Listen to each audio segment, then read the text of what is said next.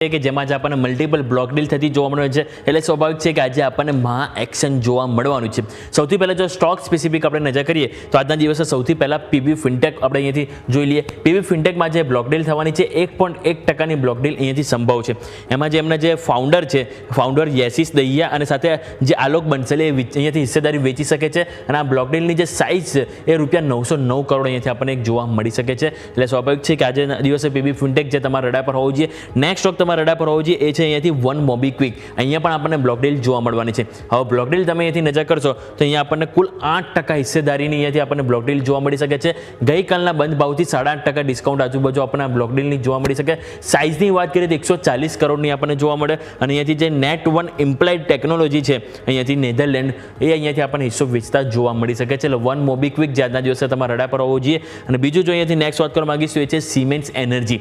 Siemens energy અહીંયાથી update છે કે તેઓ અહીંયાથી નિફ્ટી નેક્સ્ટ 50 અને નિફ્ટી પેસિવ ઇન્ડિસીસ એમાંથી તેઓ અહીંયાથી એક્ઝિટ થશે.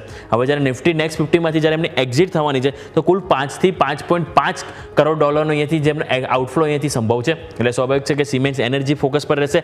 નેક્સ્ટ તમારા રડા પર હોવો જોઈએ છે એસબીઆઈ. અહીંયા ચર્ચામાં છે કે હવે સપ્ટેમ્બર આજુબાજુ અહીંયાથી કંપનીનો આઈપીઓની ક્યુઆઈપી ઇસ્યુ લાવી શકે છે અને ક્યુઆઈપીની સાઇઝ ₹25,000 કરોડ આપણને જોવા મળી શકે છે.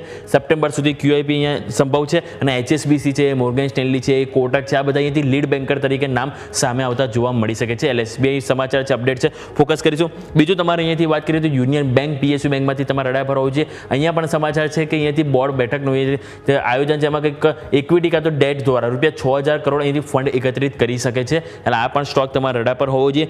નેક્સ્ટ વાત કરીશું તે છે વેસ્ટર્ન કેરિયર્સ ઇન્ડિયા. હવે આ સ્ટોકમાં સમાચાર છે કે અહીંયાથી જિંદાલ સ્ટેનલેસ તરફથી કુલ ₹558 કરોડનો અહીંયાથી કોન્ટ્રાક્ટ મળ્યો છે અને જે ડીએસઓ કન્ટેનરમાં જે સ્લેબ હોય છે, કોઇલ સીટ પેટલ્સ એના માટે અહીંયાથી જે કોન્ટ્રાક્ટ છે અહીંથી મળ્યો છે. એટલે સ્વાભાવિક છે કે આ સ્ટોક તમારા રડા પર હોવો જોઈએ. બીજું ટેક્સમાકો રેલ એન્ડ એન્જિનિયરિંગ તમારો ફોકસ પર હોવું જોઈએ. અહીંયા પણ કંપનીના મલ્ટિપલ ઓર્ડર મળ્યા છે.